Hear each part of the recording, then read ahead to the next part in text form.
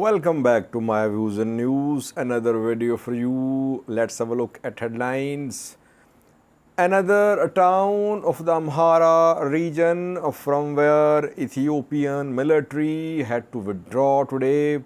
We have a clip for you. Fano fighters seized control of the town. They addressed town residents.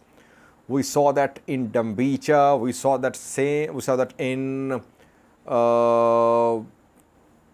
the other town, Dilanta. In Dilanta, there was Vagaltana, where Fano fighters were in control of the town. Now, another town in the Amhara region. Why did the military withdraw from this town? Secondly, viewers, a Tigrayan opposition party has held a meeting with participants from across Tigray region. At the end of this meeting, the party spokespersons issued a statement calling for independent Tigray. Still, some elements in Tigray, they say that struggle for an independent Tigray country is the target, is the objective. It should be the objective of Tigrayans. Thirdly, why is Ethiopia building a navy? Today, Birhanu Jula, Ethiopian military chief, was seen at a graduation ceremony of Navy officers. Some Eritrean viewers contacted me. He said, Sajid, why is there need for a navy in Ethiopia? Ethiopia is a landlocked country. It does not have any ports. Does it mean that Ethiopia is eyeing Eritrean ports? Ethiopia wants to retake Assab or other Eritrean ports. Does it mean Ethiopia is planning something big against Eritrea? Last year, Sudan fighting reached close to Ethiopian border around 36 hours ago, where a Sudanese army's camp was attacked. And after that, thousands of Sudanese entered Ethiopia from Sudan. Firstly, viewers, Fano fighters were seen in control of a town in Gojjam today. Ethiopian military had to retreat from this town. Several pictures, videos are coming in from this town. Degademot is the name of the town. It is in Gojjam. In Gojjam, in several towns, parallel security operations against Fano fighters are underway. Though Ethiopian military is facing resistance from locals, from Fano fighters, still operations are continuing. Military is not withdrawing altogether from the Amhara region, from Gojjam. Around 48 hours ago, military entered Degademot and fighting erupted between Fano fighters and Ethiopian army officials. Then we received reports about deaths of some people. One Fano fighters, one Amhara farmer, and some members of security forces were killed in the fight. Locals had to close their businesses. Local elders tried to mediate between Fanos and Ethiopian military. Military wanted Fano fighters to surrender, to lay down arms. Then we saw a big protest in Degademot today. People took to the streets in large numbers. Ethiopian military was paralyzed. It had to retreat from Degademot town. Reportedly, Fano fighters took into the town. They were seen patrolling Degademot armed, and they addressed Degademot residents too in the town, reportedly after military withdrew from the town. Same happened in Dambicha. Clashes between Fano and Ethiopian military, mediation through locals. Locals cut off military supply lines from Fano. They tried to mediate. army trying to involve locals to ask Fano fighters to surrender. They did not. Then we saw military had to retreat.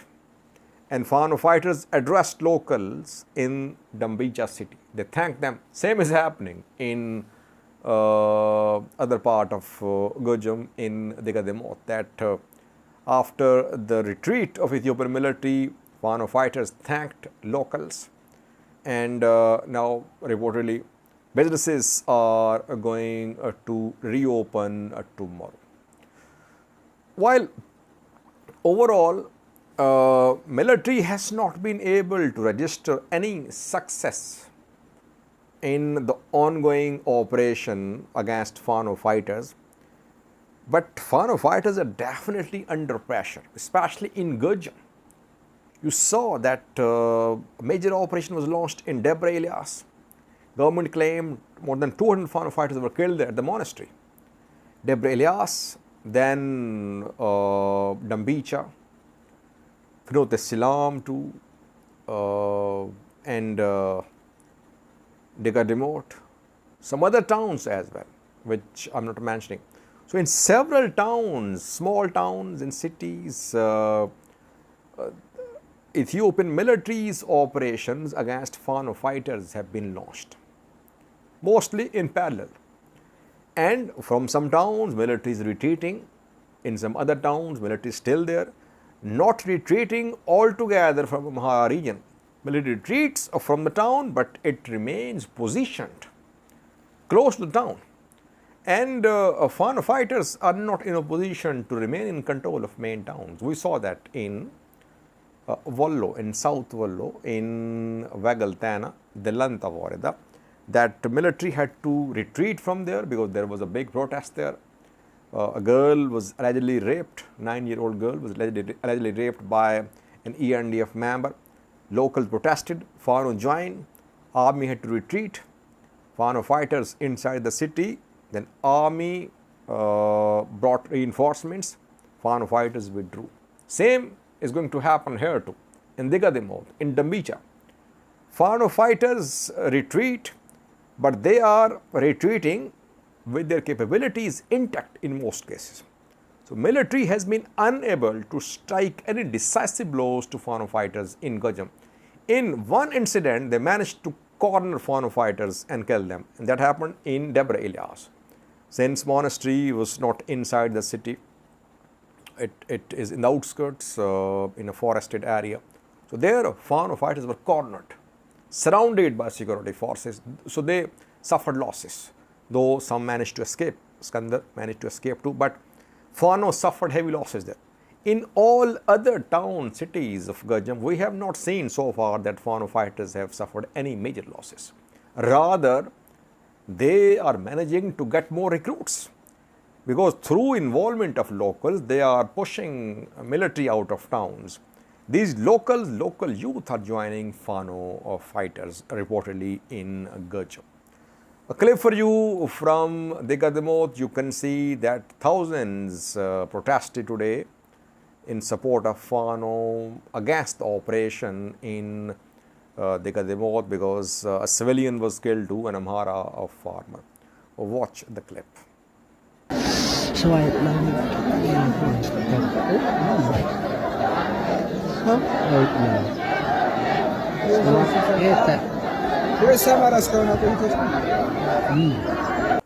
Secondly, was Tigray, where independence is still part of the manifesto of a Tigray opposition party.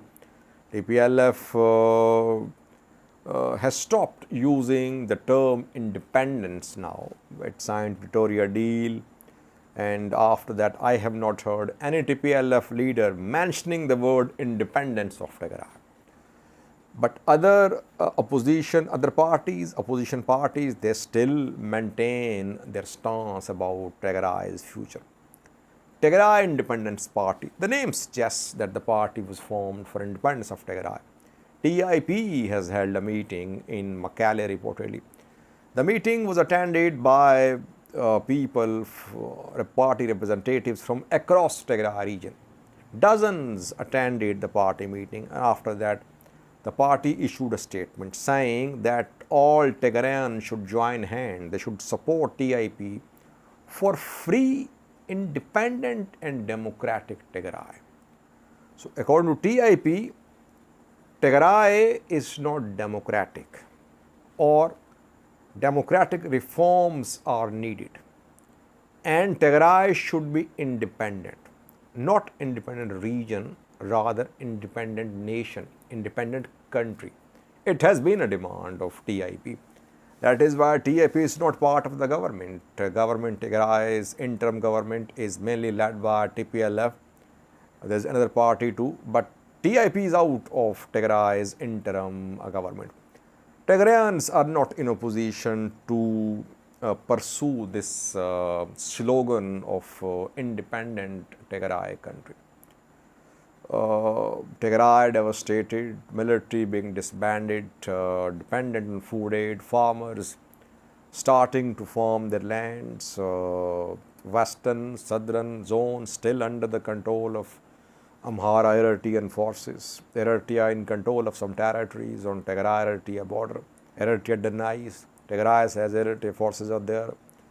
Tigrayans out of Tigray, some in thousands, tens of thousands Sudan, tens of thousands in other parts of Ethiopia, and thousands in Tigray from Volkai, Teraya.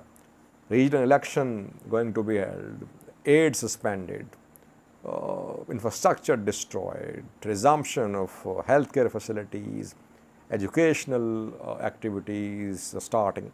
Common Tigrayans, Tigray government, Tigray intellectuals, they are not working for independent Tigray these days. Maybe at a later stage, if Tigray manages to stand on its feet, we could see this re-emergence of movement for independence of Tigray. So far, other key issues are important issues to be handled by Tigray's stakeholders, main stakeholders, military, opposition parties, TPLF, interim government.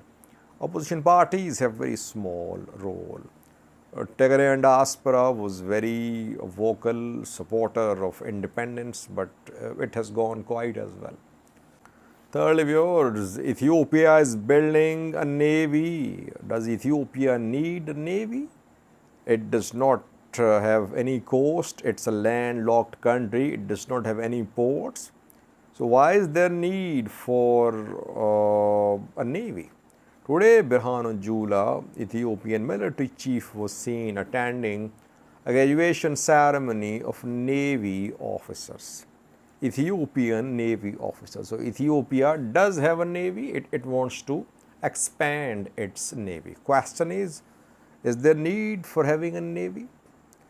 Several Eritreans contacted me. They said, Sajid, you see that Abiy Ahmed's government is building a navy. It means that Ethiopia is eyeing Eritrean ports. Ethiopia has not accepted Eritrea as an independent, separate country.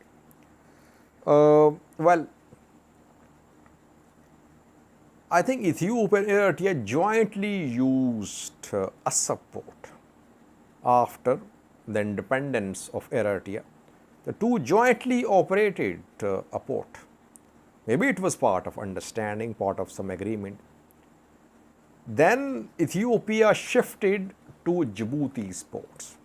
That was a very bad decision, I think. That decision lacked strategic long-term thinking. Ethiopian Navy was at a support, I think. Ethiopian customs officials too. Eritreans were there too. Then Ethiopia shifted to Djibouti's ports, and now 90% of Ethiopian exports and imports are handled by Djibouti's ports. And Djibouti gets lots of money in fees from Ethiopian government. So does Ethiopia need navy? Yes, it does. If a country is landlocked, does it mean that it does not need to have any ships? It has ships. Landlocked countries have ships too, vessels too. Why? Because if you have your own ships, the ships, vessels can be parked, can be stationed at ports of the country which you are using. And you can use your own ships for your imports and exports. So landlocked countries have navies too. It does not, if Ethiopia is building a navy, it does not mean that it wants to make a claim to Eritrean ports. Whichever ports Ethiopia is going to use in future, Djibouti's ports, Somaliland's ports, Eritrean ports or Kenyan ports, it can use its navy on its ships there. Ethiopia just a few days ago bought a new ship. So obviously navy is required to be there. If you have a fleet of vessels, which Ethiopia has reportedly. There is nothing for Eritreans to be concerned about if Ethiopia is building a navy. That is how I understand it. Lastly, viewers, UK, US and Norway have issued a joint statement saying that coordinated international pressure is needed for change, for ceasefire in Sudan. The three countries say that international community will have to work in collaboration, in coordination to convince and to tell the Sudanese warring parties to stop fighting. Can international pressure work? Let's see. Two major players are frustrated. They tried their best, Saudi Arabia and US. All their attempts of ceasefires were frustrated. IGAD's proposal stands rejected, partially rejected. RSF rejected it altogether, and the Sudanese armed forces objected to Kenyan role as chairperson of the committee tasked with mediation in Sudan. So international pressure is nowhere to be seen, by the way. Though US announced to impose some sanctions, and it imposed sanctions on 4 entities, 2 of Sudanese armed forces, 2 of rapid support forces. But I don't think that RSF and the Sudanese army would give in to international pressure. They will only, international pressure in terms of sanctions, in terms of statements won't work. It can only work if there is international intervention, for which international community is not prepared. African countries not prepared as well. So I personally think RSF, SAF would keep on fighting. They'll keep on fighting until one of them has clear military leverage, or there must be some intervention from international players jointly or individually. Lastly, viewers, thousands of Sudanese have entered Ethiopia in the last 48 hours after fighting approached Ethiopia-Sudan border. SPLA, Sudan People Liberation Army, Al-Hilo group launched an attack on a Sudanese army base in Blue Nile regional state, which shares border with Ethiopia. In Kermok, this Sudanese military base was attacked by SPLA fighters. Several were killed in that attack, and people then from Blue Nile state started fleeing. They were displaced, and thousands of them have entered Ethiopia reportedly. So whether regional neighbors are involved in this war or not, they'll face the consequences of what is happening in Sudan between RSF and Sudanese army. Chad hosting around 400,000 refugees from Sudan. Tens of thousands have entered Ethiopia. Eritrea is ready to welcome with open arms, but no one is ready to enter Eritrea, because if they enter Eritrea, they don't know if they'll be allowed to return or not. And other neighbors are also welcoming the Sudanese people, though South Sudan closed its border reportedly.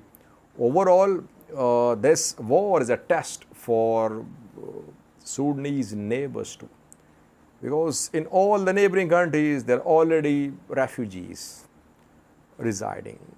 Sudan was hosting refugees. Now, Eritrean, Ethiopian refugees in Sudan are displaced.